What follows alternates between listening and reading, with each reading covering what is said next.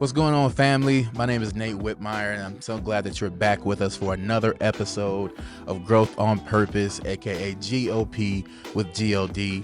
Today, I have again my man from the first episode, G. He's joining us again. Our first episode was so good, we had to do it again. So thank you again for being on the show today. I appreciate you, brother. How you feeling? I'm feeling good, man. I'm feeling good. Things are starting to finally slow down and settle down, so I'm able to appreciate all the blessings that I'm having. Okay. And you got the new place, so that's dope too, man. Congratulations. Thank you for your help. Couldn't have done it without you. You know, I got your back, man. For sure, for sure. So yeah, man, I'm so proud of you, brother, with what you're doing, and I appreciate you being on the show, man. Today, I really want to talk about a topic that I feel like is very important. I want to talk about being patient. So today's title is called "Are We There Yet?" And I know that a lot of times people, when they go through their life, they're looking at their end goal. They make vision boards. They have goals in their life. And sometimes they don't accomplish them. Sometimes that's being weary and well-doing. Sometimes that's looking too back in their past where they see their past failures, so they give up and they don't have the faith, or they look too far ahead and they think this road is too long. It hasn't happened yet, so I'm just going to give up and do something else. Right. And the whole thing is, are we there yet? How do we deal with that moment in time and be present and just allow God to be able to take one foot in front of the other and walk with God? So with that being said, we're going to dig a little deeper, and I want to ask you a question. What does it mean to live in the moment? I feel like living in the moment is kind of choosing to be present in your surroundings, choosing to be, cognizant of things going on around you and taking joy in that versus comparison of the past or the future or comparison of, lateral people and lives, but just kind of being here and taking it all in. Right. I love what you said about not looking too much forward in the past or in the forward in the future or in the past, because I feel like a lot of people they base their success based off of what's going to happen. Right. But as we know, when it came to the person that invented the light bulb, they had to fail a lot of times before they were successful. They had to try a bunch of times before they were able to actually get that goal. So I know that sometimes it might seem like it's moving too slow, or that what you're doing isn't showing immediate success, or whatever it might be. But there are stages, and if you trust that God's will is happening in your life, all you have to do is literally move forward and know that God is with you. So living in the moment, to me, that's what that means, as far as just trusting in the process. Yeah. Um, why is living in the moment important?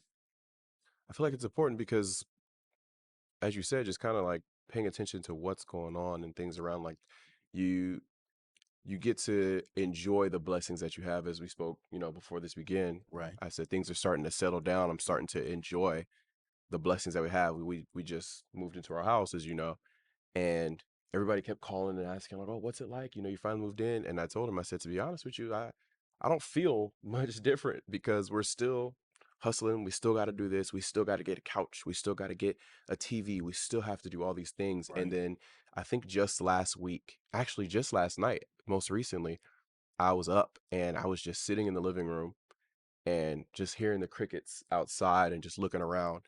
And I sent a text to my wife and I said, I'm just so grateful that we finally got here and that this is what we can enjoy now, because I didn't get those moments before because I just kept thinking about what I have to do and what I still need to do and how I still need to prepare.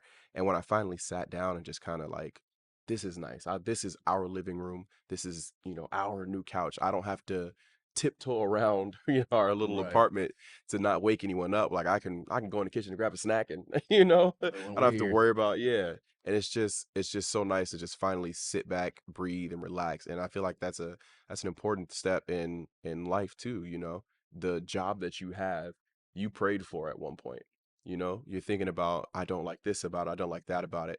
But in the moment, your finances are secure for right now. You've got food coming in, you've got your rent is paid, Right. and I asked God for this. And I just want to take time and just realize, like, even if this is not what I may have thought it would have been or what, someone told me it was, thank you, God, for answering this prayer because you didn't have to. Right.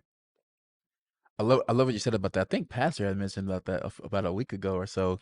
Because the wife had said, "Oh, remember when Pastor said this?" And I was like, "What did he say?" He said, "I'm living in a prayer." Mm-hmm. And it's like once you realize, like, I prayed something, God answered. Mm-hmm. That lets me know that He's with me, Right. and that is so important. Also, about what she said about just sitting back, listening to the crickets. It's kind of like that stop and smell the roses type of Mm-hmm. feel, Mm-hmm. where it's like sometimes we are so caught up in what we need to do, we're not focused on what's happening now. Mm-hmm. We get too busy where we might ignore the now. We ignore the kids, we ignore the wife, or we ignore the important moments because we're so focused on a goal.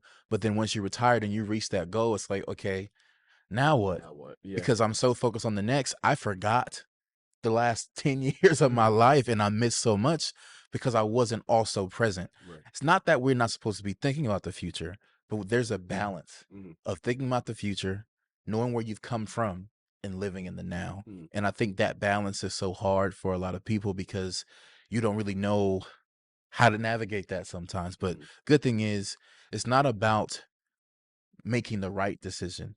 It's about knowing that whatever decision you make, God is with you. Mm-hmm. So if you make a decision and that's not God's will for you, He will close those doors. Mm-hmm. And then now Surely you're will. forced to now move. And then that ended up being the right decision or the wrong decision. Or if you do move and you see that the doors are opening and God is blessing and it's moving, and it's like, okay, this must be the right track. Mm-hmm. So I always have that in my mind when I'm making a decision where it's like, no matter what I do, I know He's with me. Mm-hmm. He's either going to put me back on path if I went off, or whatever it might be, as long as I trust. Because I'm not always going to know what the next step is, Right. but it's up to my discernment, my wisdom, my knowledge to be able to say, okay, I think this is the best decision, but I know that if it's not, God's going to make it Yeah. through. Aligning yourself with I, God. I remember me and the wife not too long ago, a couple years ago, we were so set on getting a Tesla, Mm-hmm. but we knew that at the time, our credit wasn't the best and we didn't have a lot in the savings, Mm-hmm. but we knew that we wanted a Tesla. Right. So we tried every dealership to try to get approved. I mean, both of us, we was just going everywhere to try to get it like that was it for me. And I was Mm-hmm. like, I want a Tesla, I want a Tesla, I want a Tesla. Mm-hmm. Didn't get it. I said, okay, well, maybe that just wasn't meant for right now. Lo and behold, 2 years later, we went to go by or look at cars at CarMax, and we were looking at getting a Tesla again because we Mm-hmm. thought, okay, credit went up, got money in the bank, what's going on? Mm-hmm. And we ended up test driving the Ford Mustang Mach Mm-hmm. E, the electric one. Ended up falling in love with it, and we ended up buying that instead. Yeah, you were And excited. I'm so glad I made that decision. So and I'm so glad we didn't get that Tesla. So it's Mm-hmm. like, yes, I made a move, but He shut that door so that later I can have that door open. Right. Um, what does being present look like? I feel like when you said that, the first thing that popped in my head was being grateful. I feel like that's what it is for me. It's just being grateful. And as we spoke about, in the last episode, is the self-evaluation in the presence, Yeah, that take a moment, look at yourself, evaluate. But yeah, for me in my life, it's going to be being grateful because I've been blessed so much. Like when I really think about all the blessings I have, it's a lot. And I'm just grateful for it. that's what's up, man. I know that being present in my household is, if I had to think of a word, it's to be engaged. Hmm. Like if you're playing a game with somebody and they're kind of just spacing out, it's like, hey, it's your turn. Okay, cool, cool. It's my turn. All right, cool. And they space out again. It's like, okay, you're not present. You're Right. not here. Right. You're somewhere else. So I feel like engagement shows the people around you that you're present. Hmm. It's like you had a football game. I engaged in participating by showing up, Hmm. or I didn't just think, no, I gotta prepare for this thing in the future or whatever it might be. I was present enough to engage with you and have this conversation, Hmm. or you need my attention now. I might be busy, but it's like you need me, so now I'm engaging and I'm present. So I feel like engaging in your life, engaging with your family, engaging at work or whatever it might be, engaging for me is what that looks like. Hmm. Engagement. That's good. um why is it so hard to not look at your goals so much? Like why is it so hard to to not just want to be like, you know what, I just want to be like, I just want to reach this goal now. Mhm. Like, why is it so hard to be patient? I feel like that is a result of comparison, in Mm, my opinion. I think, especially now with social media, I say especially now because it's new to us older people.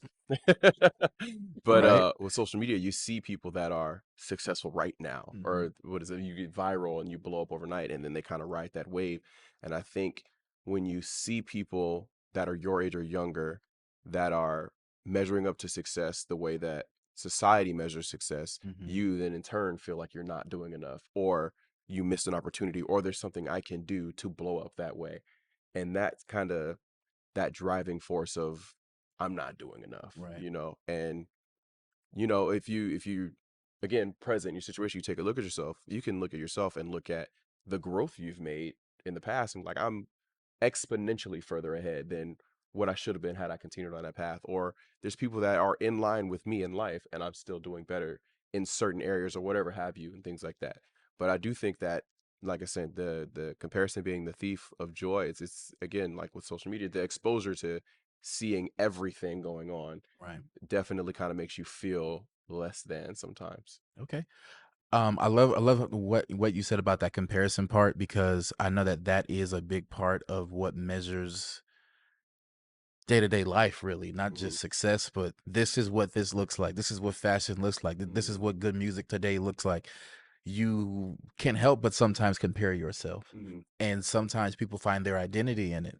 And sometimes when it comes to, looking at your goals, it's like, okay, do I need to change my goals? Hmm. Because this seems like an easier route. But the one thing I've learned just through life is that no matter what I want for myself, whatever God has for me is going to be better than that. Yeah. Hmm. Whatever his will is for my life is always going to be better. Even though like I might want the car, I might want this, I might want that, or the house and whatever it might be in my timing, he gives me peace. He gives me joy. That is immeasurable. He breaks chains of anxiety and fear. Like these are things you can't put a dollar on. Yeah, These are absolutely. things that like he gave me a family, he gave me a wife, he gave me a purpose. Hmm. Can you to live life without purpose is empty. Yeah. And it's kind of like you're lost. And it's like, how do we find purpose? There's only one creator. Hmm. And the one thing that we do know is that when something is created, you look up the creator Hmm. and look up why they were The created. purpose it was created. Yeah. The only person that knows the reason for your life is God. Hmm. And as long as you believe in him, you are following him, and you are living in your purpose or waiting to hear about your purpose, Hmm. he will answer you. It might not be when you want it or how you want it, but he will prepare you for what he has for you. Hmm. Um, I know that when it comes to what we pray for and we're reaching for our goals, one thing that a mentor told me that stuck with me is God only gives us three answers. He gives us a not yet, I have something better, Hmm. or a yes. So he's either going to answer the prayer, he's got something better for you, Hmm. or just not yet. Hmm. Like right now, you're not ready, but wait. That's a good When one. I wanted that Tesla, he had something better. When I Hmm. wanted a wife, it was not yet. Hmm. I got engaged too early. I was going to marry somebody, and I had to stop that because that was going to be a mess. Hmm. Lo and behold, a couple years later, I met my wife, and Amen. I'm so happy that she's in my That life. makes She's me been a so happy. support. So yeah, it was always that, and it's like he's never told me no, Hmm. but he has told me I got something better, Hmm. not yet, or yes. Hmm. So I think about that when I pray. I think about that when I live my life, and it's like I'm okay with those three answers if that's what you Yeah. have for me, Hmm. because at the end of the day, it's always reigned true. Hmm. Um, so at this point of the show, I want to hear from our viewers. So this is called Viewers Voice, where we give a voice to our viewers um, to answer their questions. One of the questions they had was, how do you know if your goals are aligned with God's purpose for your life? Hmm. That's a good one. Some people want to be doctors, but maybe they're called to be something else. I feel Maybe. like there's multiple things. There's multiple ways to identify that. I think the one that has been most evident for me is he will bless your life in that area. And one thing that is coming to mind way back when I was in my school for my job in the military. I I had there was something that had happened and I didn't reach the level I was supposed to be at to continue in the school. And without even me like trying to plead my case, they had already decided that they were going to continue me in the program. So even though whatever had happened that I shouldn't have been there, they kept me there. And when I got to where I was going to be, when I got to my unit and all that, I was extremely successful and well known throughout the whole, the whole company. Everybody knows me that I have a nickname Moto Mo, a lot of people know of. Okay. But yeah, it was that once I got to where I was going, it was blessed. And I think even though whatever I can't remember exactly what it was, but whatever I had done or did not do to continue on with that training, and he said, no, this is where you're supposed to be at right now. Gotcha. That's a sign to me that that is you walking in God's purpose in that chapter of your life, no matter what. When we were trying to buy this house and they were looking at our finances and they're like, well, we can't count these finances because, they vary or they're not consistent throughout the year and all that. But, me and my wife know, well, yeah, well, this is just our finances, how our finances work. They weren't sure that we could get the house. And we were like, well, we're not worried about it. Right. We're not worried about it because we know that God's got us. We know that this is for us. Right. This was his purpose for us. And then when we knew that, it was a feeling, everything that brought us out here was all following God. And I think this was the first time we've ever like leaped off the deep end and really just trusted God 100% with the process. To the apartment we had, the city we moved to the house that we found, like everything was following God and that was his purpose. And here we are, living comfortably, and in this thing that people around us were stressing about, but we were comfortable. Like this is God. This is what God has for us. Gotcha. I love that because, the one thing that I've learned is that God is going to prepare you for whatever he has for you in purpose. Mm-hmm. Like I've always been good at being able to explain things, or like in high school, I was like an English buff. Like I loved writing book reports. I loved doing essays or being able to write or educate or whatever it might be. Mm-hmm. And that's what I basically do for a living. I work for the bank, and all I do is explain people's accounts. I talk to them, I educate them on what they do. Mm-hmm. I've been doing customer service for a long time. I've been doing that with different areas, whether it was construction, finance, whatever it might have would have been. But I've always been gifted on explaining things. Mm-hmm. Youth pastor for years, so I know how to, like, that's a book report basically. Read the Mm-hmm. book, then explain it right.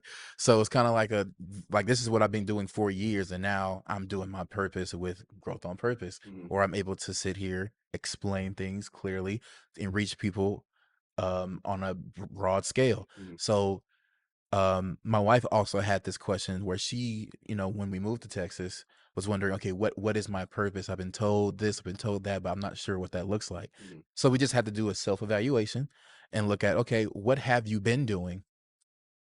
Like what has God have you done? Okay, so you worked at this place where you were counseling kids, then you were counseling people with AIDS, then you were counseling the elderly, now you're counseling veterans. Seem like God wants you to be counseling people.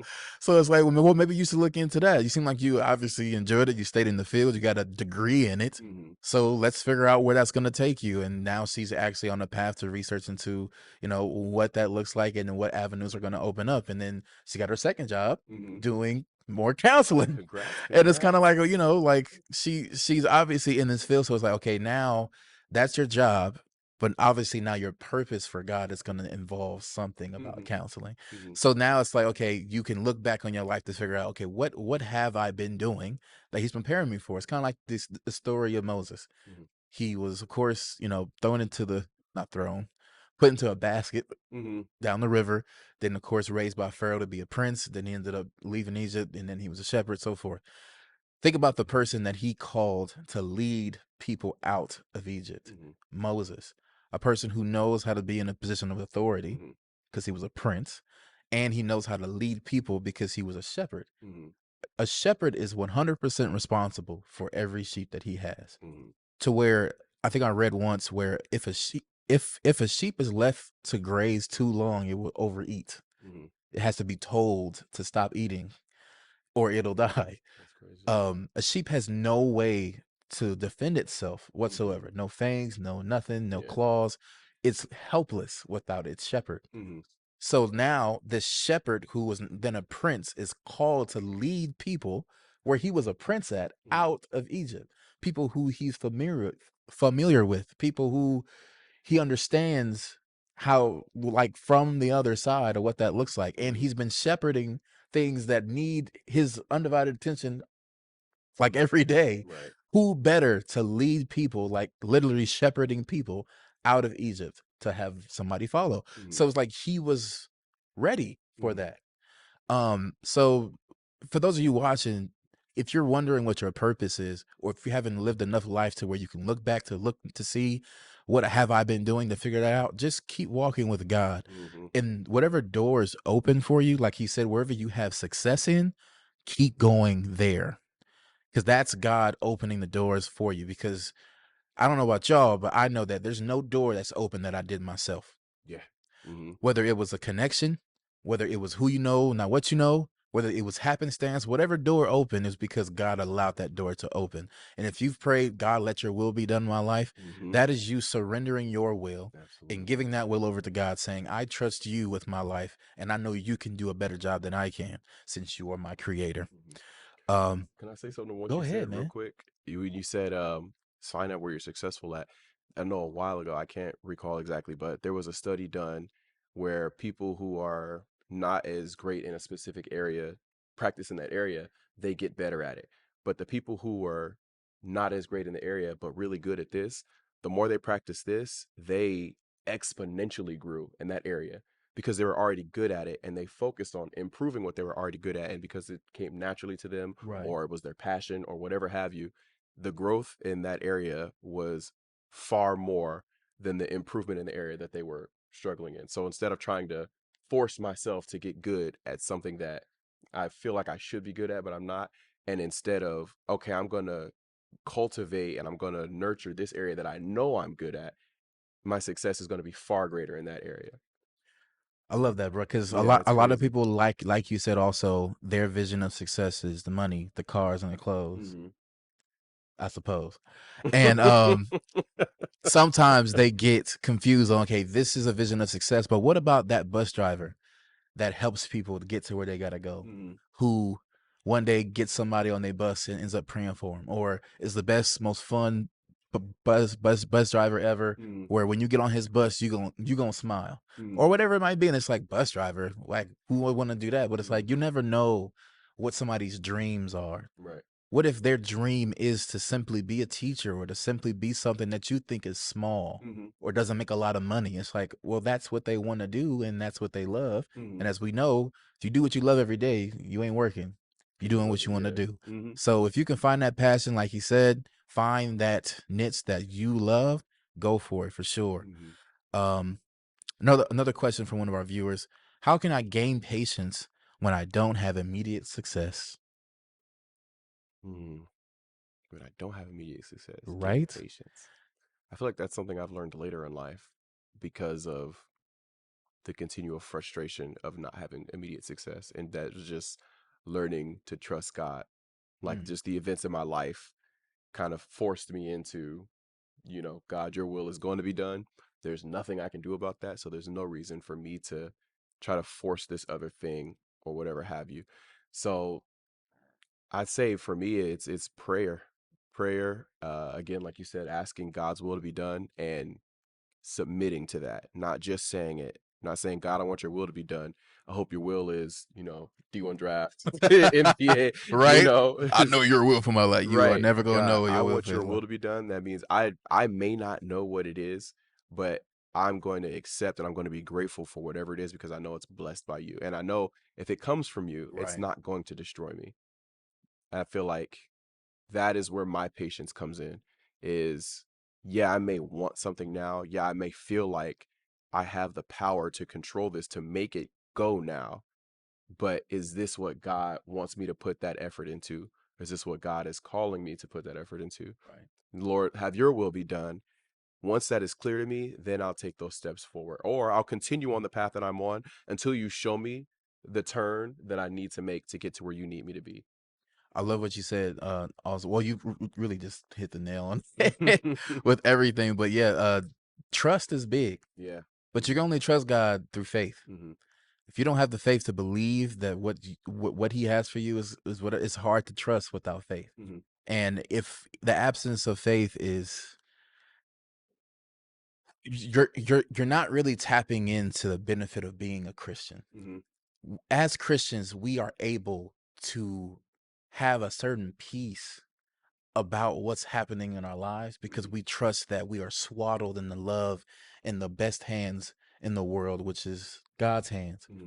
And we are in the best place we can be. Mm-hmm. If we're in the hands of God, there's no better place that you can be in. Mm-hmm. And if you can rest in that, instead of having anxiety about what's next and worrying about what's next, if you can rest in that, that is really tapping in to the benefit of saying, Father, take the wheel. Father, I trust you. Father, you are good to go. Like Mm-hmm. I'm resting and trusting in whatever you want for me. So I think that's also pivotal to that, and Mm-hmm. just knowing, okay, that is what you have for me, and that's what I'm gonna do because I trust you Mm-hmm. in all things. Because if you did it before, you'll do it again, Yeah. right? And definitely with that trust thing, it's like just break it down to more understandably. If you told me that you were going to do something, I can be impatient because I don't have a track record for you yet. Right. But I can trust you. And then once you show me that, yeah, you're gonna do exactly what you said you were gonna do, Hmm. now I can trust you. So when you say, yeah, next time I got you, I'll do this, I have patience because I know, according to Nate, he said he's gonna do this last time he did it. So I can be patient because I know it's going to happen. Right. The same thing happens with that trust, you know. I know that he's gonna make whatever he said come to pass because I've experienced it. I know it's gonna happen. I have faith in it. So it's easy for me to just sit back and relax until it gets done. Exactly. So this next segment would be what works. Mm-hmm. In this segment, we basically just give our opinion or we give scripture based on our own lives as what worked for us Mm-hmm. when it comes to that "Are we there yet?" question, and when it comes to dealing with patience, when it comes to going to the next stage. Um, for what works for me, like you said, trust that God is in control. Trust that what He can do for you is better than what you can do for yourself, and remember those three answers, which is not yet. I have something better.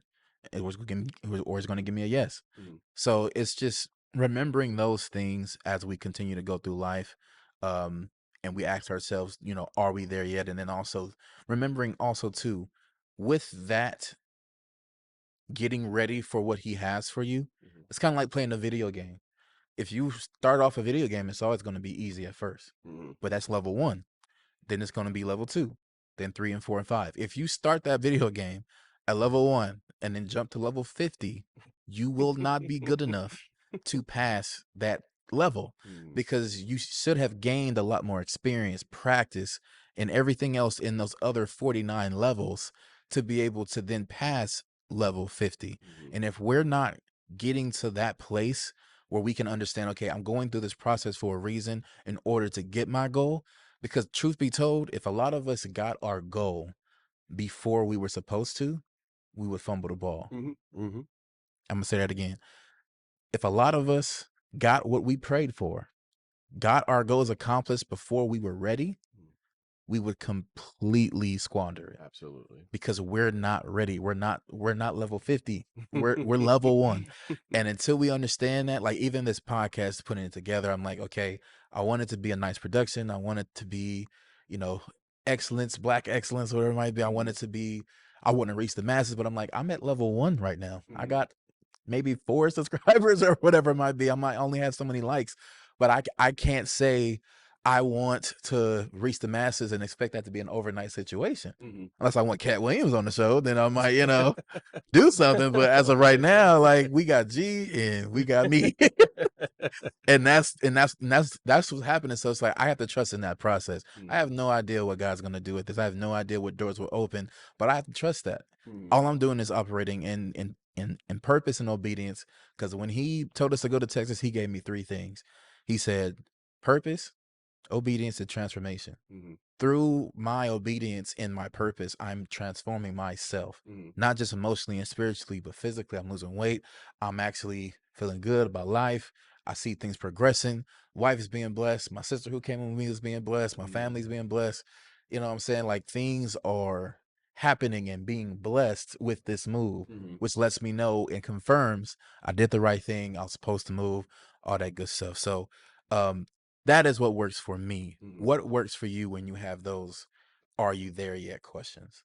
Again, like you said, the patience and things like that. And when you were talking about if I had gotten what I wanted when I wanted it, I would have fumbled it. For me, that was a family. I was young and I said I want to be married and I want to have a kid by 22. Okay. And I'm 30 years old now, and I'm just thinking at 22 years old, what was I doing? I was absolutely not in a place to be responsible for a wife and a child. By far not responsible. And I just again just having that patience with God. And as it got closer, I wasn't as adamant, I guess, about finding these things. Like when I tell my wife, when I dated before, I would always date for the potential of marriage. So once I knew that you weren't going to be my wife, then it was like, okay, well, I don't need to be with you anymore. Like, enjoy your life. This was great. Have a good time. Right, But and then with my wife, I kind of knew, and within the year we were engaged. But just thinking back, that impatience, had I tried to force that, could have cost me more than I can imagine. Just things with, financially, when you lose half of all your belongings through a divorce, or now if I'd had a child, now I don't have a child with a two-parent household right now, or in the sense that I would have lost some of me because I tried to give my spirit and my soul to this person, and now right, that wasn't blessed through God, and now I have to, continue life with that piece gone, or now the damage of something that could have happened, right. and just kind of just having the patience with that. And I think at one point, when it came to relationships, at one point I had completely just said, you know what, God, you got it. I'm only going to focus on you. And literally, the week that I made that decision was when my wife appeared in my life. And I didn't know that at that moment. But when I had literally said, God, you got it. I'm done trying to control the situation. I think that following Sunday was when I met her. You know what's crazy? What's that? So, I told you I was engaged before I was gonna marry somebody. Hmm. Typically, how I was in a relationship was I really just let the woman do what she wanted. Hmm. I was just kinda like, "Whatever makes you happy, your happiness makes me happy. Hmm. Whatever you wanna do, I'm supportive. However you wanna go about it or whatever it Hmm. might be." And that, through my experience, that will have a woman lose respect for you Hmm. if she's able to just tell you what she wants and she gets her way a lot. Hmm. That also let me know how I need to demand respect, because then through arguments, it's like, okay, now you treat me like you know what I'm saying? Yeah, we're And not it's like, equal. okay, Yeah. yeah, I can't continue to be that person with you. And because we've already established a rapport, I don't deserve that, and I think I'm gonna choose me this Hmm. time.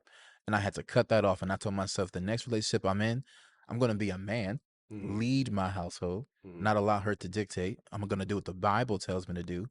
I'm gonna look for a woman who's gonna submit, who's going to be understanding, who's Hmm. going to be someone who's also gonna put God over me Hmm. instead of me doing all the time. Like I knew what I wanted based on what I didn't want. Hmm. And I told myself from now on I'll be this person. And then my wife literally almost did the same thing. She had just came back from a trip to Belize, Hmm. and before she left, she literally went through her little roster and cleared that roster out. Was like, you know what? I'm done with messing with these fools. I'm Hmm. looking for a husband. I'm praying for it. When I get back from this trip, I hope God blesses me. Hmm. A day her going back, I got invited to a friend's baby shower. She was also a friend of the person having the baby. Hmm. We met that day, the rest is history. Hmm. So it was like literally we had to let go of something Hmm. in order to move forward in life. I think I saw a video of like Ty Tribbett. He was talking about how in order to move forward, there has to be a separation. Hmm. If I were to get up out of this chair and go that way, I'm separating from something. Hmm. I'm moving away from something to go to something else. I had to separate my mindset that I was in. She had to separate herself from the roster. You had to separate yourself from the old you. Like, there has to be a growth separation happening, and I think that's very key when it comes to moving forward. But I just want to thank you, man, for being on the show. Absolutely. Appreciate you for another episode, man. Thank you for viewers. Thank you for watching and supporting the show as well. Reminder, don't forget to like, comment, share, and subscribe to our channel. Don't forget also, as we say here at Growth on Purpose, don't forget to grow with God on purpose, y'all. We'll see you next week. Thanks for watching Growth on Purpose podcast, aka GOP with GLD. If you enjoyed today's episode, be sure to like, comment, share, and subscribe to our YouTube channel. And don't forget to hit that notification bell so you can be notified of all future content.